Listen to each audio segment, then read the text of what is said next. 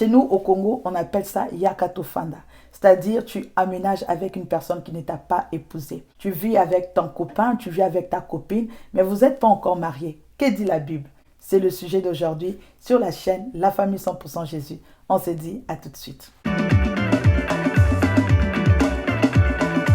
Shalom, shalom peuple de Dieu, shalom la famille 100% Jésus-Christ, j'espère que vous allez bien. Je veux bien par la grâce de Dieu, pour ceux qui ne me connaissent pas, je suis la servante de Dieu Lydie Mombata. Et sur cette chaîne, nous parlons de tout, nous discutons de tout, de la vie bien-aimée en s'appuyant sur la parole de Dieu. Car nous savons tous que bien-aimé, lorsque nous appliquons la parole de Dieu, nous réussissons dans tout ce que nous entreprenons. Si vous n'êtes pas encore abonné, n'hésitez pas d'appuyer sur la cloche de la notification pour ne pas rater nos vidéos. Car Dieu dit dans Osée 4 verset 6 que mon peuple est détruit parce qu'il manque la connaissance. Viens acquérir la connaissance dans la famille 100% Jésus. Bien aimé, nous allons aborder aujourd'hui ce sujet. Est-ce que nous pouvons vivre avec un homme qui ne nous a pas épousé, ou soit l'homme peut vivre avec la femme qui ne l'a pas encore épousé? Que dit la Bible? Nous lisons dans 1 Corinthiens 7 verset 32 à 35. Or, je voudrais que vous fussiez sans inquiétude.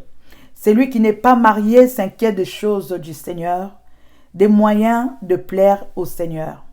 Et celui qui est marié s'inquiète des choses du monde, des moyens de plaire à sa femme. Il y a de même une différence entre la femme et la vierge. Celle qui n'est pas mariée s'inquiète des choses du Seigneur, afin d'être sainte de corps et d'esprit. Et celle qui est mariée s'inquiète des choses du monde, des moyens de plaire à son mari. Je dis cela dans votre intérêt. Ce n'est pas pour vous prendre au piège, c'est pour vous porter à ce qui est bienséant et propre à vous attacher au Seigneur sans distraction. Alléluia. Bien-aimés, ici, nous pouvons voir que c'est clair. Dieu nous dit, bien-aimés, il veut qu'il puisse avoir une différence entre la femme mariée et celle qui n'est pas mariée. C'est-à-dire la femme mariée, tu vas t'occuper de moyens à plaire à ton mari, et le mari qui est marié doit plaire à sa femme. Mais le célibataire doit s'attacher à Dieu, pas à un homme bien-aimé. Parce que ici, il ordonne au célibataire de pouvoir s'attacher à Dieu pour le servir avec un esprit et un corps pur. C'est-à-dire, tu dois te conserver pur pour le Seigneur.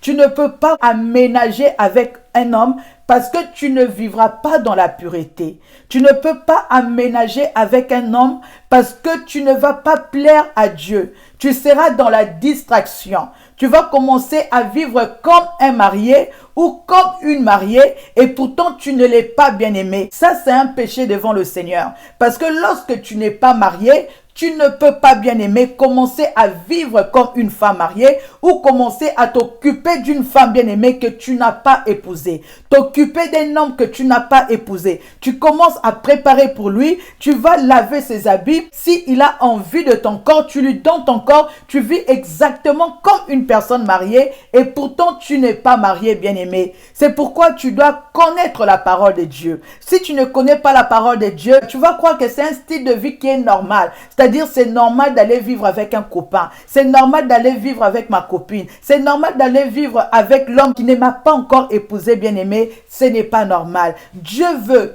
pour nous qui sommes célibataires, nous devons nous attacher à Dieu. Nous devons nous attacher à la parole de Dieu. Bien aimé, pourquoi Dieu veut cela? Pourquoi? Parce qu'il sait que c'est la femme sage qui bâtit la maison. Alléluia. Pendant que tu n'es pas encore marié, bien aimé, c'est le temps pour toi de t'attacher à la parole de Dieu, afin d'acquérir la sagesse, que ce soit l'homme, que ce soit la femme bien aimée, parce que lorsque tu es un homme sage, tu es une femme sage bien aimée, vous vous rencontrez comme ça. Un homme sage rencontre une femme sage, une femme qui a eu à passer beaucoup de temps dans la présence de Dieu avant son mariage. L'homme aussi a eu à passer beaucoup de temps dans la présence de Dieu avant son mariage, bien aimé. Le mariage a vraiment de fortes chances de réussir. Le mariage a de fortes chances, bien aimé, d'aller jusqu'au bout. Parce qu'il y a de fois, bien aimé, Les mariages sont détruits de fois à cause de notre vie passée. Au lieu de s'attacher à Dieu, pendant que nous sommes célibataires, qu'est-ce que nous faisons? Nous commençons à vivre comme les mariés. On va aménager. Tu prends ta valise, tu emmènes chez l'homme. L'homme prend sa valise, emmène chez la femme. Tu n'as même pas encore doté, bien-aimé. Et les hommes deviennent des gigolos. Au lieu d'épouser la femme et que la femme vienne habiter chez toi, mais qu'est-ce que tu fais? C'est toi qui vas habiter chez la femme, bien-aimé. Et ça, c'est pas la volonté de Dieu. Et vous allez vous étonner, bien-aimé. Pendant le mariage, rien ne va. Alléluia. Lorsque vous étiez dans l'impudicité, tout allait bien, vous vous aimiez beaucoup. Mais lorsque c'est bon, le mari est allé épouser, après 5 ans, après 5 ans bien aimé de fornication, après 10 ans de fornication, tu vas t'étonner bien aimé. Mais pourquoi je suis combattu? Mais pourquoi cette femme je ne l'aime plus? Mais pourquoi cet homme je ne l'aime plus? Pourquoi cet homme? Mais lorsque nous étions fiancés, nous étions bien aimés. Parce que lorsque vous avez vécu comme ça bien aimé, vous avez eu à ouvrir la porte aux esprits. Les esprits se sont installés parce que Dieu n'était plus avec vous. Vous avez ouvert la porte aux esprits et lorsque maintenant vous vous êtes régularisés et ils avaient déjà pris la place. Bien-aimés, respectez la parole de Dieu. Respectez la parole de Dieu si vous voulez réussir. Au jour d'aujourd'hui, moi, ça me rend de fois triste parce que j'ai l'impression, surtout les femmes commencent à trop forcer le mariage. Nous essayons de forcer le mariage. Même lorsque tu vois que rien ne va bien aimé, mais tu forces le mariage bien aimé jusqu'à un niveau où tu vas même habiter avec l'homme, où tu permets à cet homme de venir habiter avec toi. Les démons s'installent avec vous bien aimé. Il y a des choses bizarres spirituellement qui se passent dans votre couple parce que vous vous êtes mis dans la fornication et cela a toujours des conséquences. Bien aimé, tout péché a toujours des conséquences. C'est pourquoi évitons. Vous qui n'êtes pas encore mariés, si tu es chez ton homme là, prends tes bagages, retourne chez tes parents. Alléluia. Si cet homme t'aime, il va t'épouser. Mais si il ne t'épouse pas, parce que toi tu veux honorer ton Dieu, parce que tu veux respecter ton Dieu bien-aimé, c'est que ce n'est pas un homme qui est fait pour toi. Alléluia. Parce que si tu meurs dans cette position-là, maman, tu risques de rater le ciel bien-aimé. Si tu n'as pas regardé la vidéo d'hier bien-aimé, va regarder la vidéo d'hier. Parce que là, j'avais lu 1 Corinthiens 6, verset 9 à 10.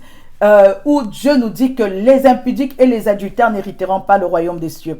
Donc la volonté de Dieu est que les hommes mariés puissent s'occuper des moyens de plaire à leurs femmes.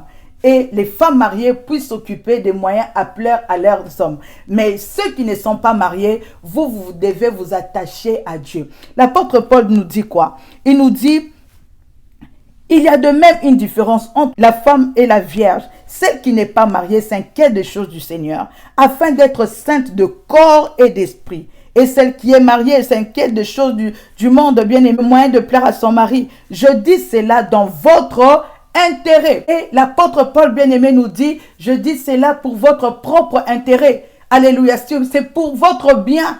Il ne faut pas vous attacher aux hommes. Vous qui n'êtes pas encore mariés, ne vous attachez pas. Ne commence pas à faire des travaux ménagers, bien aimé. On ne t'a pas épousé. Ça, c'est une perte de temps parce que tu ne sais pas si cet homme-là va t'épouser. Combien, bien aimé, étaient ensemble, combien bien aimés qui sont là 4 ans, 5 ans, 6 ans dans la même maison, mais on n'a pas doté, on n'a pas épousé. Après quelques temps, elle entend que non, que son ami est en train de se marier. Son mari est parti doter ailleurs, bien aimé. Et ce sont des choses vraies. Et pourquoi cela arrive? Pourquoi? À cause de la désobéissance. Lorsque tu désobéis à Dieu bien-aimé, il y aura des conséquences. Beaucoup ont eu à faire passer leur temps inutilement. 4 ans, 6 ans, 7 ans, chez un homme qui ne les a pas épousés. Après 5 ans, 6 ans bien-aimé, la relation n'a pas marché. Mais tout le monde sait que tu étais une femme mariée pendant que tu n'étais pas mariée. Et pendant tous ces 6 ans-là, bien-aimé, tu as perdu ton temps à nettoyer ses vêtements, ses sous-vêtements, à lui préparer à manger, à faire toutes ces choses bien-aimées. Et pourtant, pendant ce temps, si tu étais attaché à Dieu, Dieu allait te montrer ton mari bien-aimé et tu serais certainement marié. Vous voyez, lorsque nous désobéissons à la parole de Dieu, ça nous porte préjudice. Si vous avez des propositions de sujets, vous voulez que je puisse entrer dans la parole de Dieu pour vous, écrivez-moi, laissez en commentaire. Il y a mon numéro qui va s'afficher. Envoyez-moi vos questions et je veux venir vous aider par rapport à la parole de Dieu. N'hésitez pas de partager la vidéo et surtout de vous abonner. Que Dieu vous bénisse abondamment. On se voit très bientôt. Bye bye.